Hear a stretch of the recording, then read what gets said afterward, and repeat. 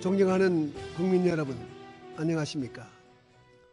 오늘은 당면한 경제 위기만큼이나 심각한 정치 위기에 대해 말씀드리고자 합니다. 지난주 저는 외국 신문과 방송을 보면서 참으로 놀랐습니다. 해모와 전기톱이 등장하고 서로 떼엉켜 심한 몸싸움을 벌이는 우리 국회 사진들이 일제히 보도되었습니다.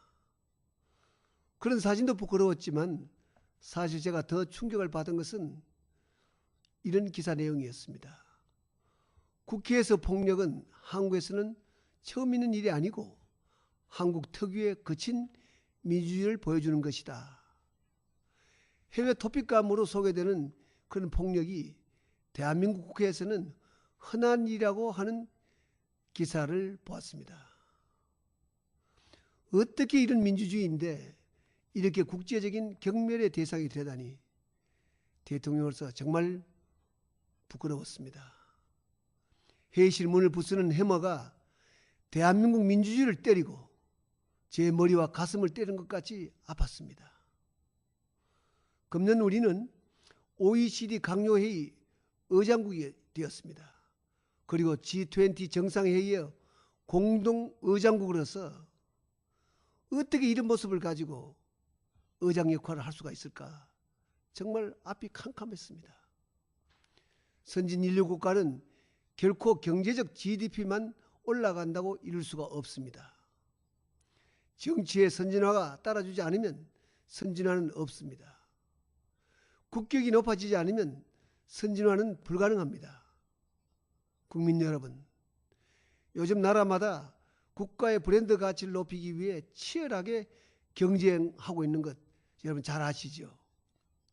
브랜드 가치가 올라야 그 나라 사람도 그리고 또 그 나라에서 생산하는 제품도 높게 대접받습니다. 아쉽게도 현재 우리나라 경제 규모는 세계 10위권이지만은 브랜드 가치는 일본의 50분의 1에 불과합니다. 더욱이 삼성이나 현대 같은 개별 기업보다도 가치가 떨어지고 있습니다. 외국 전문가들은 지금까지 우리의 브랜드 가치를 떨어뜨리는 주요 요인으로 격렬한 노사 대립과 거리의 불법 시위 그리고 북한 핵을 꼽았습니다. 노사 문제나 불법 시위 문제를 개선한다면 그만큼 우리 브랜드 가치를 높일 수 있다는 의미가 될 것입니다. 안타까운 것은 정부는 물론 민간까지 나서서 브랜드 가치를 높이기 위해 활발하게 움직이고 있는 이 시점에 그런 활동을 지원하고 이끌어야 할 정치가 오히려 공든탑을 무너뜨리고 있지 않나 하는 것입니다. 국회에서 벌어진 폭력 사태에 대해 혹 우리 아이들이 보면 어쩌나 외국인들이 보면 어쩌나 마음 졸인 것은 비단 저만은 아닐 것이라고 생각합니다. 존경하는 국민 여러분, 대한민국의 지난 60년은 민주화의 역사였고 많은 희생을 치르면서 이룩한 우리의 민주주의는 눈부신 산업화에 못지않은 세계적인 자랑거리였습니다. 이번 국회 폭력 사태는 그런 우리의 자부심에 찬물을 끼얹을 뿐만 아니라 우리의 미래를 불안하게 만들었습니다. 더구나 지금은 군사 독재 정권 시절이 아닙니다.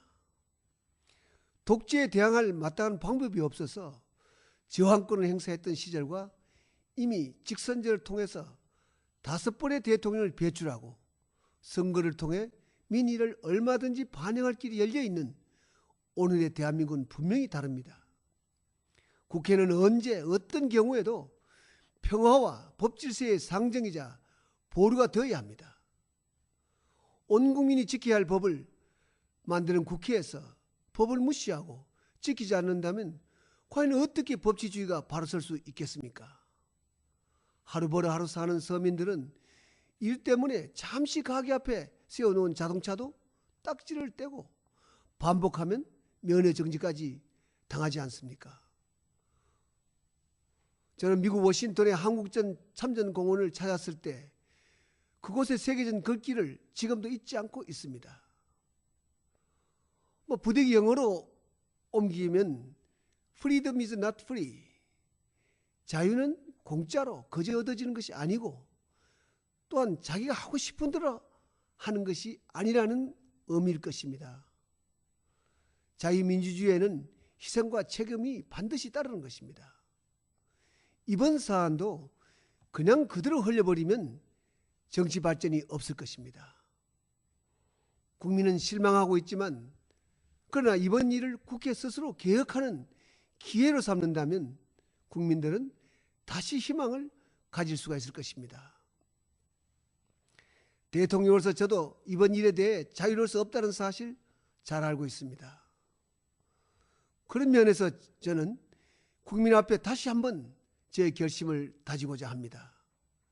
금년 한 해 저는 이념이나 지역을 떠나 경제를 살리고 서민의 고통을 덜어주는 일에 전념하겠습니다. 인기 발언을 하면서 행동하지 않는 대통령이 되지는 않을 것입니다.